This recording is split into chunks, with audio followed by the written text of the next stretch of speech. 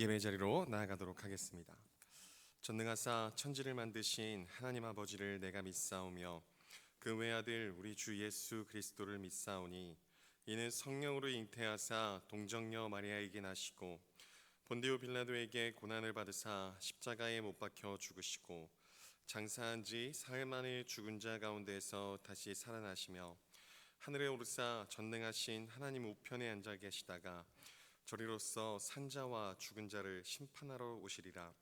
성령을 믿사오며 거룩한 공회와 성도가 서로 교통하는 것과 죄를 사하여 주시는 것과 몸이 다시 사는 것과 영원히 사는 것을 믿사옵나이다. 아멘. 우리가 오늘 함께 부를 찬송가는 546장 주님 약속하신 말씀 위에서 함께 찬송하도록 하겠습니다.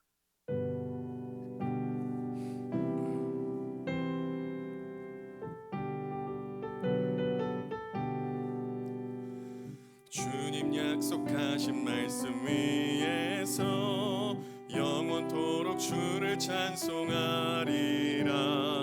소리 높여 주께 영광 돌리며 약속 믿고 굳게 서리라. 굳게 서리 영원하신 말씀 위에 굳게 서리. 굳게 서리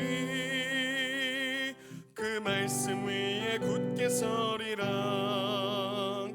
주님 약속하신 말씀 위에서 세상 염려 내게 엄습할 때에 용감하게 힘써 싸워 이기며 약속 믿고 굳게 서리라. 굳게 서리 영원하신 말씀 위에 굳게 서리. 굳게 서리 그 말씀 위에 굳게 서리라. 주님 약속하신 말씀 위에서 영원하신 주의 사랑 힘입고 성령으로 힘써 싸워 이기며 약속 믿고 굳게 서리라. 굳게 서리 영원하신 말씀 위에 굳게 서리. 굳게 서리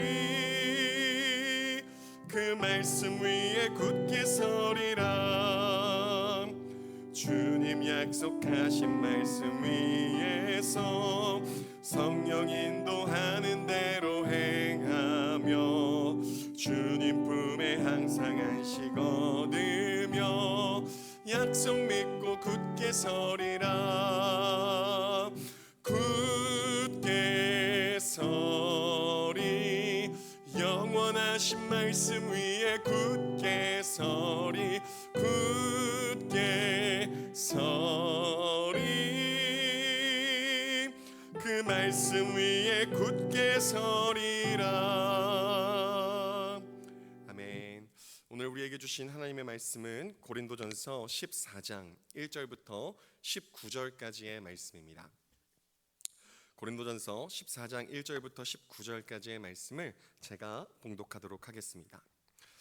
사랑을 추구하며 신령한 것들을 사모하되 특별히 예언을 하려고 하라. 방언을 말하는 자는 사람에게 하지 아니하고 하나님께 하나니 이는 알아듣는 자가 없고 영으로 비밀을 말함이라. 그러나 예언하는 자는 사람에게 말하여 덕을 세우며 권면하며 위로하는 것이요 방언을 말하는 자는 자기의 덕을 세우고 예언하는 자는 교회의 덕을 세우나니 나는 너희가 다 방언 말하기를 원하나 특별히 예언하기를 원하노라. 만일 방언을 말하는 자가 통역하여 교회의 덕을 세우지 아니하면 예언하는 자만 못하니라. 그런즉 형제들아 내가 너희에게 나아가서 방언으로 말하고 계시나 지식이나 예언이나 가르치는 것으로 말하지 아니하면 너희에게 무엇이 유익하리요. 혹 필이나 검은 고와 같이 생명 없는 것이 소리를 낼 때에 그 음의 분별을 나타내지 아니하면 필이 부는 것인지 검은 고 타는 것인지 어찌 알게 되리요. 만일 나팔이 분명하지 못한 소리를 내면 누가 전투를 준비하리요. 이와 같이 너희도 혀로서 알아듣기 쉬운 말을 하지 아니하면 그 말하는 것을 어찌알리요? 이는 허공에다 말하는 것이라. 이같이 세상에 소리의 종류가 많으나 뜻 없는 소리는 없나니 그러므로 내가 그 소리의 뜻을 알지 못하면 내가 말하는 자에게 외국인이 되고 말하는 자도 내게 외국인이 되리니 그러므로 너희도 영적인 것을 사모하는 자인즉 교회의 덕을 세우기 위하여 그것이 풍성하기를 구하라. 그러므로 방언을 말하는 자는 통역하기를 기도할지니 내가 만일 방언으로 기도하면 나의 영이 기도하거니와 나의 마음은 열매를 맺지 못하리라. 그러면 어떻게 할까? 내가 영으로 기도하고 또 마음으로 기도하며 내가 영으로 찬송하고 또 마음으로 찬송하리라. 그렇지 아니하면 내가 영으로 축복할 때에 알지 못하는 처지에 있는 자가 네가 무슨 말을 하는지 알지 못하고 내 감사에 어찌 아멘하리요? 너는 감사를 잘하였으나 그러나 다른 사람은 덕세움을 받지 못하리라.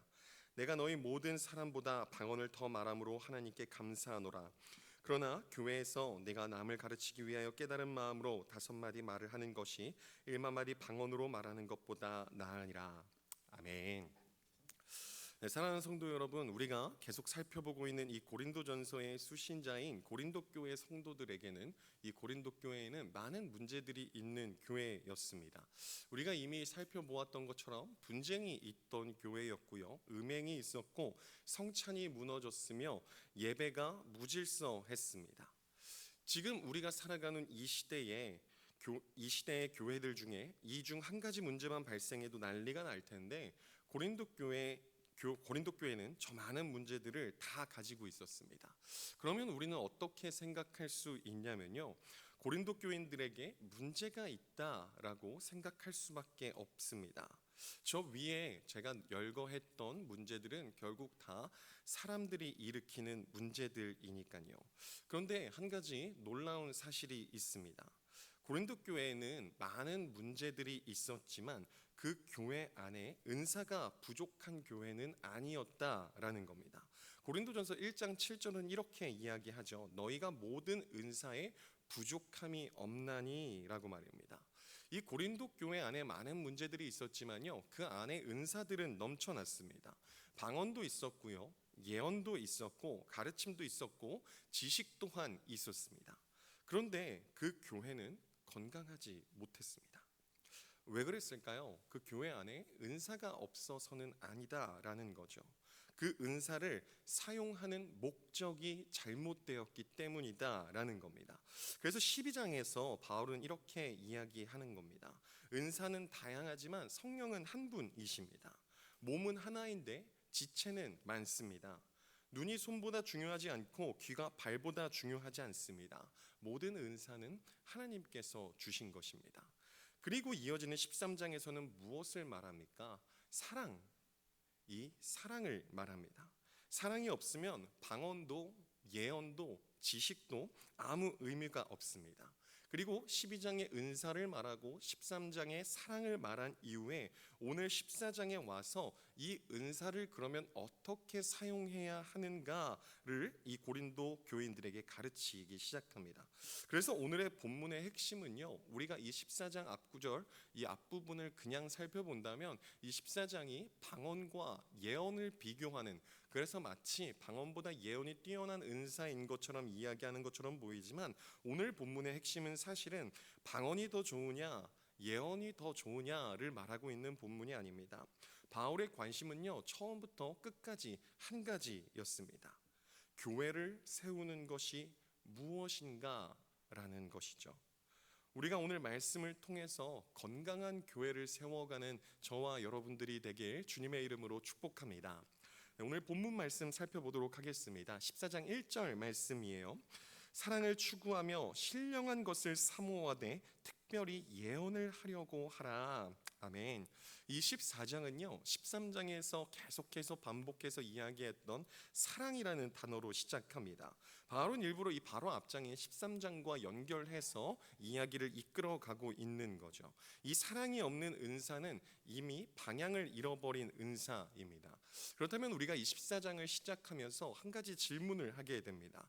바울은 그 많은 은사들 중에 왜 꼭 집어서 예언을 하라고 말을 했을까요?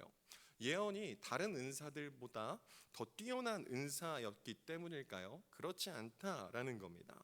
우리는 흔히 예언이다라고 이야기를 하면요, 앞으로 일어날 일들을 미리 맞추는 것이라고 생각을 합니다. 우리의 삶에 앞으로 무슨 일이 일어날지 말해주는 것을 예언이다라고 이야기를 하죠. 그런데 고린도전서 14장의 핵심은요, 이 미래 예측, 즉 예언을 통하여 우리의 앞일을 알아보거나 예언을 통하여 우리의 앞길을 알아가는 것이 아닙니다. 초대교회 상황을 우리가 한번 생각해 보도록 하겠습니다. 이 초대교회 상황은요, 지금 우리와 달리 신약 성경이 완성되어 있지 않던 시대였습니다. 이 교회마다 성경책이 있었던 시절도 아니고요, 사도들도 모든 교회에 늘 함께 있을 수 없었습니다. 그래서 하나님께서 사도들과 선지자를 통해서 직접 말씀을 주셨다라는 겁니다. 예를 들어 신약의 선지자였던 아가보는요, 그 당시에 흉년을 예언하기도 했고 바울의 결박을 예언하기도 했습니다. 이처럼 신약 초기의 예언은 성경이 완성되기 전에 교회를 세우기 위한, 그 교회를 세워 나아가기 위한 특별한 계시적 기능을 가지고 있었다라는 겁니다. 그러나 지금 우리의 상황은 이 신약 시대와는 조금 다릅니다. 하나님께서는 이미 성경 66권을 온전하게 완성하셨습니다. 그러니까 우리는 더 이상 새로운 계시를 기다리는 사람들이 아니라 하나님께서 우리에게 이미 주신 계시를 배우고 그 계시에 순종하며 살아가는 사람들이다라는 거죠. 에베소서 2장 20절은 이렇게 이야기합니다. 사도들과 선지자들의 터 위에 세우심을 입은 자다라고 이야기를 합니다. 우리가 이제 이음센터 건축을 해 나가고 있습니다. 건물이 벌써 많이 올라갔죠. 이젠 건물이 어떤 외형인지 우리가 딱 바라만 봐도 알 수 있습니다. 그런데 우리가 이 이음센터를 튼튼히 짓겠다고, 우리가 100년 동안 무너지지 않는 건물을 짓겠다고 기초를 짓고 그 위에 또 기초를 짓고 1년이 지난 지금까지도 계속해서 기초만을 짓고 있었다면 그 건물은 세워지지 않는다라고 이야기를 하는 거죠. 계속해서 새로운 기초를, 어떤 건물도 놓지는 않습니다. 그 기초 위에 벽돌을 놓고 건물들을 쌓아 나아가죠. 사도와 선지자의 기초는 이미 놓여 있습니다. 그러므로 오늘날 가장 건강한 의미의 예언은 무엇일까요? 새로운 계시를 더 이상 만들어내는 것이 아닙니다. 우리가 이미 주신 그 성경을 바르게 설명하고 적용하여 사람들을 세우는 것이 이 시대의 가장 건전한 예언이다라는 거죠. 그리고 그 대표적인 예로 설교가 그렇습니다. 성경 공부가 그렇고요, 말씀으로 위로하는 것과 말씀으로 권면하는 것이 그렇습니다. 그래서 본문의 3절은 예언의 목적을 이렇게 설명합니다. 그러나 예언하는 자는 사람에게 말하여 덕을 세우며 권면하며 위로하는 것이요. 사랑하는 성도 여러분, 이게 바로 예언의 본질입니다. 사람을 세우고 권면하고 위로하는 것이죠. 우리 4절도 볼까요? 4절을 보면 방언을 말하는 자는 자기의 덕을 세우고 예언하는 자는 교회의 덕을 세우나니. 아멘. 여기서 바울은 방언과 예언을 비교하면서 방언을 비하하거나 공격하지 않습니다. 방언도 하나님께서 주신 은사이기 때문이죠. 문제는 그 유익의 범위에 있습니다. 방언은 개인의 덕을 세우지만 예언은 공동체를 세워나갑니다. 그래서 바울의 기준은 어떠한 은사가 더 신령한가를 이야기하는 것이 아니라 어느 은사가 더 많은 사람을 세우는가의 목적을 두고 있습니다. 4절에서 바울은 예언하는 자는 교회의 덕을 세운다라고 말했습니다. 그렇다면 왜 예언이 교회를 세울 수 있을까요? 방언보다 예언이 더 신비롭기 때문일까요? 예언이 방언보다 더 높은 등급의 은사이기 때문일까요? 그렇지 않다라는 거죠. 바울이 예언을 강조하는 이유는 단 한 가지뿐입니다. 사람들이 이해할 수 있기 때문이다라는 거죠. 우리가 아무리 좋은 말을 들을지라도 그 말을 우리가 이해할 수 없으면 그 어떤 유익도 없습니다.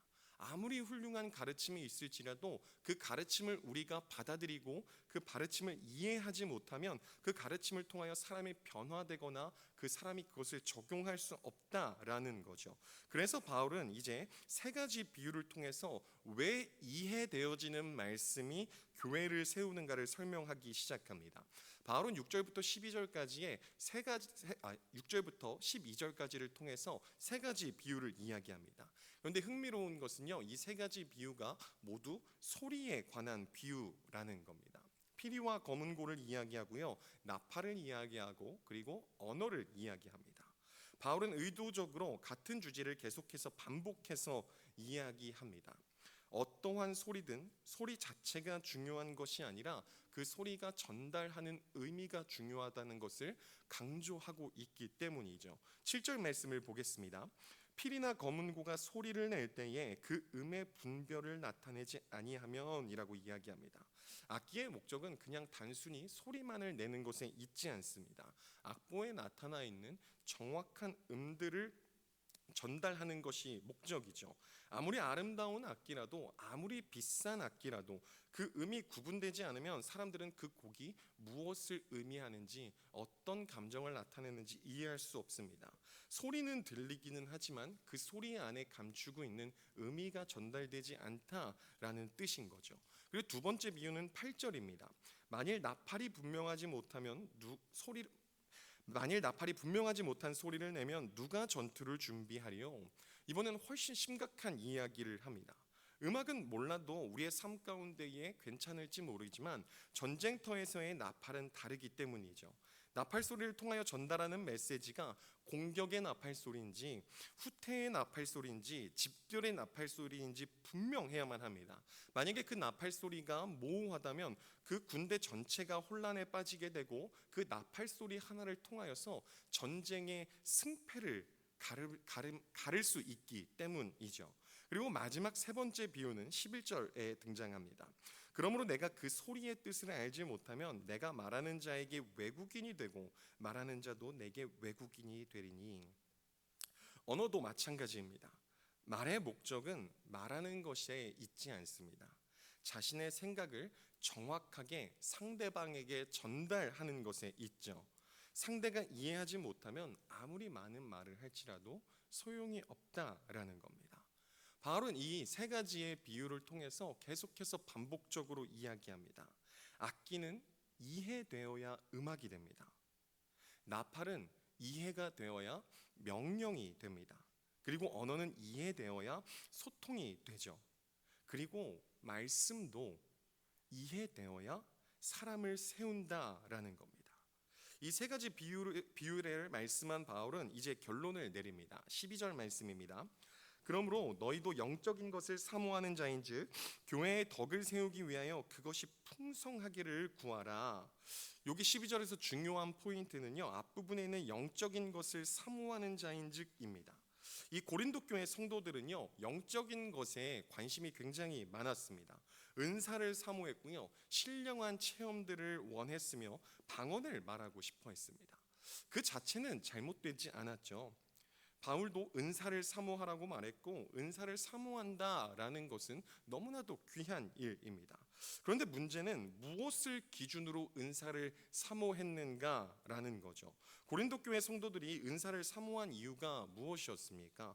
바울의 말처럼 자기 자신을 세우기 위해서, 자신을 나타내기 위해서 은사를 사모하고 은사를 구했다라는 겁니다. 고린도 교인들은요, 어떠한 은사가 더 놀라운가를 기준으로 보았습니다.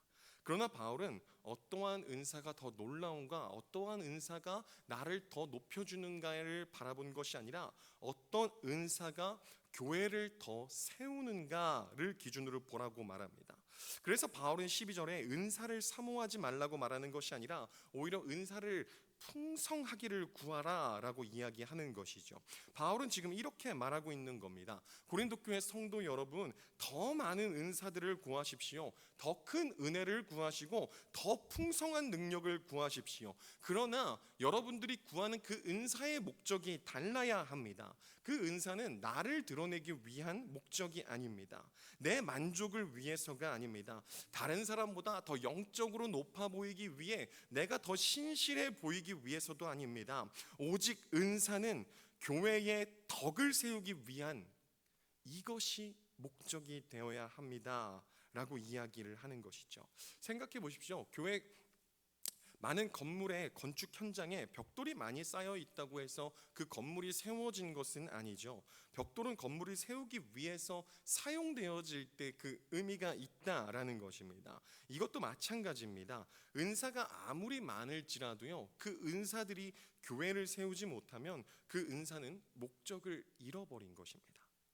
그래서 바울은 지금 방언보다 예언이 중요하다를 말하는 것이 아니라 신비로운 은사보다 말씀의 은사가 중요하다를 말하고 있는 것이죠. 바울이 말하는 핵심은 이것입니다. 여러분이 무엇을 구하든지, 무엇을 마시든지, 무엇을 사모하든지 교회를 세우는 것을 목표로 하십시오. 이것이 12절의 의미입니다. 사랑하는 성도 여러분, 우리는 개개인마다 정말 참 다양하고 많은 은사들을 가지고 있습니다. 누군가는 섬김의 은사를 가지고 있고요, 누군가는 가르침의 은사, 누군가는 재물의 은사, 또 누군가는 자신을 낮추는 헌신의 은사를 가지고 있는 사람도 있습니다. 하나님께서 우리에게 정말 다양한 많은 은사들을 개개인에게 허락해 주셨죠. 그런데 우리는 지금 하나님께서 주신 그 은사들을 어떻게 사용하고 계십니까? 나를 사용하는 데 세우고 계신가요? 아니면 교회를 세우는 데 사용하고 계신가요? 우리의 은사들을 통하여서 든든히 세워져 가는 성문 공동체가 되길 주님의 이름으로 축복합니다. 네, 그렇다면 교회를 세우는 것을 가장 중요하게 생각했던 바울은 실제로 자신의 은사를 어떻게 사용했을까요? 바울은 이 방언을 부정하지 않았습니다. 오히려 자신이 누구보다 많은 방언을 말했다고 고백하죠. 그런데도 바울은 교회 안에서는 다른 기준을 적용합니다. 13절부터 19절에서 바울은 개인의 유익보다 공동체의 유익을 선택하는 성숙한 신앙이 무엇인지를 보여줍니다. 18절 말씀입니다. 내가 너희 모든 사람보다 방언을 더 말함으로 하나님께 감사하노라. 이처럼 바울은 방언을 반대하고 있지 않죠. 오히려 자신도 많이 한다고 말합니다. 그런데 19절에서 이렇게 결론을 내립니다. 그러나 교회에서 네가 남을 가르치기 위하여 깨달은 마음으로 5마디 말을 하는 것이 1만 마디 방언으로 말하는 것보다 나으니라. 바울은 5마디와 1만 마디를 비교합니다.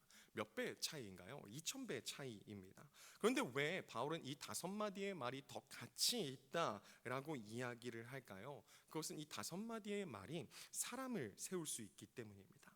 낙심한 사람에게 하나님께서 당신과 함께 하십니다라는 이 한마디, 상처 입고 힘들어하는 사람에게 당신을 위해 함께 기도하겠습니다라는 한마디, 죄 가운데 있는 사람들에게 주님께로 돌아오십시오, 우리가 주님께로 돌아갑시다라는 사랑이 담긴 권면의 한마디. 사랑하는 성도 여러분, 그 한마디의 말씀이 사람을 세웁니다. 그 한마디의 말씀이 사람을 살립니다. 그리고 그 한마디의 말씀이 교회를 세우고 그 말씀이 공동체를 회복시킵니다. 그래서 하나님께서는 이 신비로운 체험보다 교회를 세우는 말씀을 기뻐하십니다. 화려한 은사보다 사람을 살리는 은사를 기뻐하신다라는 거죠. 오늘 본문을 읽다 보면요, 계속해서 반복되어지는 단어가 있습니다. 그 단어가 뭐냐면 덕을 세우라라는 단어예요. 4절에도 나오고요, 5절에도 나오고요, 12절에도 나옵니다.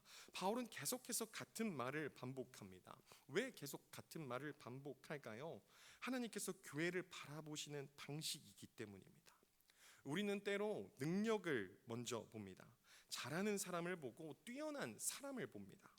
말을 잘하는 사람을 보고 은사가 많은 사람을 봅니다. 그러나 하나님께서는요, 우리의 시선과는 조금 다른 시선으로 바라보십니다. 하나님은 누가 더 뛰어난가를 바라보기보다 누가 다른 사람을 세우고 있는가를 보십니다. 생각해보면 하나님께서는 우리를 다루시는 방식도 늘 그러셨습니다. 하나님은 무너진 아브라함을 세우셨습니다. 실패한 모세를 세우셨습니다. 넘어진 다윗을 세우셨습니다. 부인한 베드로를 세우셨고요, 핍박자였던 바울을 세우셨습니다. 하나님께서는 사람을 무너뜨리시는 분이 아니라 사람을 세우시는 분이다라는 거죠. 그리고 그 일을 위해서, 그 사람을 세우는 일을 위해서 교회를 세우셨습니다. 그래서 교회는요, 결코 경쟁하는 곳이 아닙니다. 누가 더 잘났는가를 증명하는 곳도 아니죠. 누가 더 영적인지를 겨루는 곳도 아닙니다. 교회는 사람을 서로 세우는 곳입니다. 넘어진 사람을 일으켜주고 상처 입은 사람을 위로하고 낙심한 사람을 붙들어주는 곳이 바로 교회다라는 것이죠. 오늘 본문에서 바울이 예언을 강조한 이유도 바로 여기에 있습니다. 예언이 더 신비해서가 아니라요, 예언이 더 강력해서가 아니라요, 예언이 사람을 세울 수 있기 때문이다라는 겁니다. 예언은 하나님의 말씀으로 사람을 세울 수 있습니다. 생각해 보십시오. 사람을 살리는 것이 거창한 일이 아닙니다. 어쩌면 1만 마디가 아니라 5마디일 수도 있습니다. 함께 하겠습니다. 기도하겠습니다. 하나님이 함께 하십니다. 괜찮습니다. 주님을 바라보십시오 라는 진심이 담긴 짧은 한마디 말이죠. 하나님께서 우리에게 원하시는 것이 바로 이것인지도 모르겠습니다. 하나님께서 우리에게 바라시는 것은요, 엄청난 능력이 아닙니다. 엄청난 은사도 아니죠. 그러나 하나님께서는 오늘도 누군가를 살리는 한마디, 누군가를 일으키는 한마디, 누군가를 주님께로 인도하는 그 한마디를 찾고 계십니다. 사랑하는 성도 여러분, 하나님께서 우리를 통해 한 사람을 세우신다면, 한 영혼을 위로하신다면, 한 가정을 회복시킨다면 그것은 결코 작은 일이 아닙니다. 그것이 바로 하나님께서 은사를 주신 이유입니다. 그러므로 이제 시작하는 이번 한 주간, 바로 오늘 하루, 나는 어떤 은사를 받았는가에 집중하는 것이 아니라 나는 누구를 세울 것인가를 생각하며 살아가는 저와 여러분들이 되길 주님의 이름으로 축복합니다. 하나님께서 주신 말씀으로, 하나님께서 주신 은사로, 하나님께서 주신 사랑으로 한 사람을 살리고 한 사람을 세우고 한 사람을 주님께로 이끄는 복된 삶이 되길, 복된 하루가 되길 주님의 이름으로 축복합니다. 말씀을 마치면서 한 가지 권면하기는, 오늘 이 새벽 기도의 자리에서 말씀을 붙들고 기도하는 가운데에 생각나는 지체가 있다면 주저하지 말고 오늘 그 한 지체에게 따뜻한 한마디를 건네보시기를 주님의 이름으로 축복합니다.